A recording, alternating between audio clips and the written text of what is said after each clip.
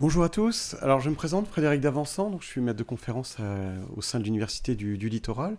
Et j'ai eu le plaisir d'organiser ce colloque avec Franz Minard du Centre de droit maritime et océanique de Nantes et avec Jean de Preneuf, donc, qui travaille au SHD de Vincennes. Et je tiens tout d'abord à remercier le Centre d'études stratégiques de la marine pour son accueil et pour son soutien pour cet événement. Nous sommes ravis d'avoir pu collaborer avec vous et nous en remercions très, très, très sincèrement. Je remercie également toutes les personnes qui se sont déplacées aujourd'hui, Madame Roux de Bézieux, Général Abray, et qui ont très, très bien présenté aussi d'un point de vue à la fois d'un terrien et de peut-être d'un monde civil aussi intéressé par les questions environnementales, qui sont effectivement au cœur aussi de la problématique des détroits. Mon modeste rôle en termes de présentation, ce sera de vous parler de cet ANR, qui est le cadre dans lequel nous intervenons aujourd'hui. Donc c'est une ANR qui a été déposée au mois de mars 2023, qui a été reçue au mois de juillet et qui a commencé à s'exécuter à partir du mois de décembre 2023. Donc nous sommes aux 3/4 de la première année à peu près d'exécution d'une étude qui est sur un temps long, qui est prévue pour 4 ans. Il est prévu notamment la mise en place d'un observatoire des détroits qui donnera lieu donc à un site internet que nous allons pouvoir commencer à alimenter d'ailleurs avec les débats de ce colloque et avec les publications qui suivront. Cet ANR, donc, qui va courir sur 4 ans, est dirigé par le professeur Catherine Roche, qui est professeure au sein de l'Université du Littoral Côte d'Opale, qui est professeur en aménagement.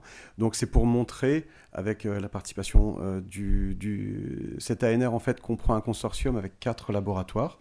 Le laboratoire donc TVES, qui est également le laboratoire d'appartenance de Madame Roche, le LARGE, le laboratoire de recherche juridique de l'Université du Littoral, auquel j'appartiens moi, donc en tant que juriste, historien du droit.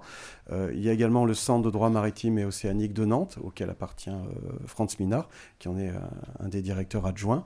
Et il y a également, évidemment, le service historique de la défense, représenté ici par Jean de Preneuf, qui... pardonnez-moi, non, ça c'est pas l'événement. Le 4e laboratoire, pardonnez-moi, c'est le LADI de Nice, qui est rattaché à l'université Nice-Côte d'Azur. Voilà, donc nous avons 4 laboratoires, donc 3 entités universitaires et 2 laboratoires qui appartiennent à l'ULCO, un laboratoire qui appartient à Nantes et un laboratoire qui appartient à Nice. Voilà, le budget global est un budget de 350 000 euros qui est utilisé à la fois pour financer l'ingénieur de recherche qui travaille avec nous et qui va notamment permettre la mise en place de cet observatoire des détroits et qui nous aide d'un point de vue aussi logistique pour la mise en place des événements. Il y a également un doctorant qui est rattaché donc, à ce programme. Donc la thèse elle est prévue sur 3 ans, mais à l'intérieur de ce cadre des 4 ans. Donc on a, vous voyez, un plan de bataille qui a démarré en 2021 par le premier colloque que nous avions organisé sur la question au sein de l'ULCO. Donc nous avons procédé comme ça en organisant un grand colloque avec un post-doctorant déjà affecté à ça. Puis nous sommes montés en gamme d'une certaine manière en proposant une ANR qui a été reçue et dont vous voyez aujourd'hui la première grande manifestation. Donc 4 perspectives. Une perspective historique qui va vraiment être bien représentée aujourd'hui. Une perspective géopolitique, environnementale également, et enfin une perspective, on dirait, en termes de transport. Nous bénéficierons notamment de l'appui pour ça du professeur Ndende de Nantes, qui pourra amener toute son expertise sur ce domaine. Donc voilà en quelques mots le cadre général dans lequel nous intervenons, et peut-être je laisserai la parole à Franz pour voir avec vous l'aspect, je dirais, historique ou interdisciplinaire de cette démarche. Voilà, merci à vous.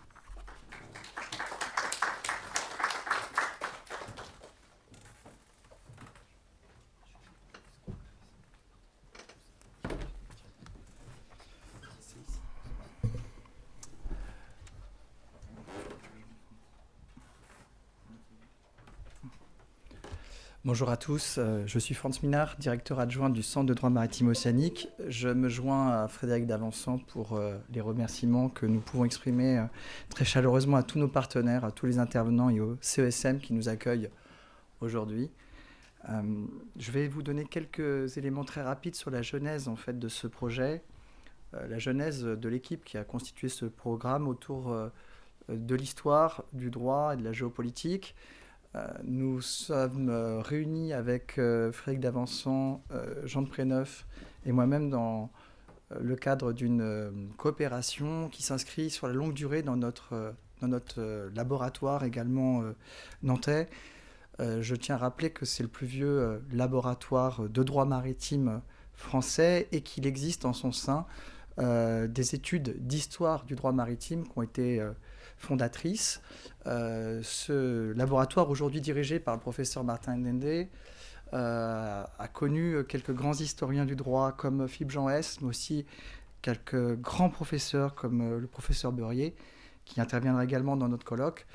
Et c'est autour de cette histoire du droit maritime qu'ont été développés des liens, tout d'abord avec le large, dans le cadre d'un partenariat qui s'est mis en place dès les années 2017-2018, dans des programmes de synergie et de travaux communs. Également, par la suite, des partenariats avec des historiens comme Jean de Préneuf à travers une fédération qui s'appelle le GIS, Histoire et Sciences de la mer. Donc nous sommes très heureux de vous proposer ici ce travail qui s'inscrit dans une dynamique entreprise depuis longtemps et qui va nous accompagner pendant 4 ans à travers non seulement des colloques, mais aussi la formation de nos jeunes et de nos futurs diplômés. Je vous remercie.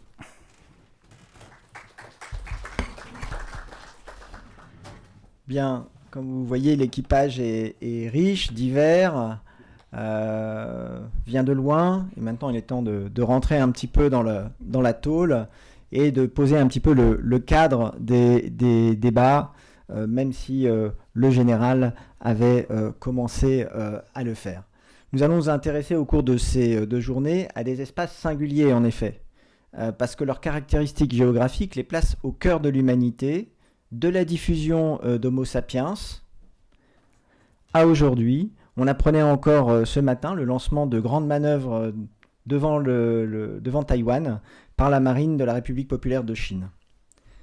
Effectivement, ces espaces sont des interfaces, tant maritimes que terrestres, sur une planète qui est recouverte aux 3/4 par l'océan mondial, interface maritime et terrestre, comme le rappelait le général ce matin. Et donc, ce sont toujours perçus comme des marches, des portes d'entrée, ou alors aussi des espaces centraux qui sont intégrés à un ensemble plus vaste, tels l'Hellespont dans les ères grecques et hellénistiques, mais qui sont ouverts à des flux qui dépassent ces espaces intégrés, et on a là la dialectique entre le local, le régional et le mondial. Ces espaces constituent très tôt des vecteurs privilégiés qui assurent la circulation de populations, qui dit population dit maladie, de marchandises, de technologies, d'idées et de forces militaires. Comme l'a montré le professeur Grattalou qui interviendra ce matin, la connexion de l'ancien monde se fait autour de l'océan Indien qui est relié d'un côté à l'espace méditerranéen par l'isthme de Suez et de l'autre à l'extrême-orient par Malacca et la Sonde. Au XIXe et XXe siècle, les superpowers britanniques puis américains résident d'abord dans la capacité à maîtriser les flux maritimes, notamment en contrôlant les principaux points de passage et en aménageant certains isthmes via des canaux interocéaniques comme Suez puis Panama. Le caractère nodal de ces espaces fait d'eux des lieux stratégiques, des enjeux pour les pouvoirs souverains qui tirent leur puissance du contrôle des flux. Et on voit bien que la conflictualité sur mer, qui tend globalement à se fixer près des littoraux où se concentrent les richesses, tend encore plus à se fixer autour de ces goulots d'étranglement, que ce soit à des fins de soutien, de ravitaillement, de projection de puissance ou de force, ou dans des logiques de déni d'accès. Et la tentative de forcement des Dardanelles en 1915, ou les anticipations actuelles autour du franchissement du détroit de Taïwan en attestent. La question du contrôle de ces points de passage, c'est aussi celle de leurs infrastructures, les ports, les flottes, les batteries, les ponts, les tunnels, les câbles sous-marins. Elle se pose à toutes les époques, de même que celle des modalités opératives, tactiques, logistiques de leur prise ou de leur défense. Et on se situe là bien à l'interface de souveraineté nationale et d'un droit de passage, Et en temps de guerre, comme le rappelait Madame Roux de Bézieux, ces détroits concentrent les tensions. Ils sont au cœur de la tension, notamment entre le droit de la mer et le droit des conflits armés. Alors nous assumons une approche historique aujourd'hui qui permet de mettre en perspective et de nuancer la nouveauté apparente de la conflictualité. Je ne sais plus à combien de révolutions des affaires militaires nous sommes. Et cette conflictualité, elle tend au début du XXIe siècle, effectivement, à se cristalliser autour de ces points de passage. Monsieur Gomard en dressera un tableau demain.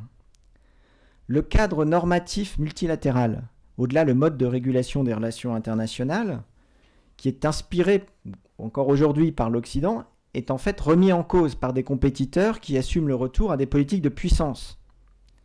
L'accélération des mutations technologiques tend à renouveler les capacités d'ennemis d'accès des États riverains de ces nouvelles puissances, mais aussi de leurs proxys, de nombreux acteurs infra- ou para-étatiques qui sont soutenus par des puissances, comme le montre la crise en cours dans le détroit de Bab el-Mandeb. Mais qui est spécialiste de la guerre de course? C'est bien que cette action des acteurs para-infra-étatiques, peu importe comment on les appelle, n'est pas nouvelle dans les détroits.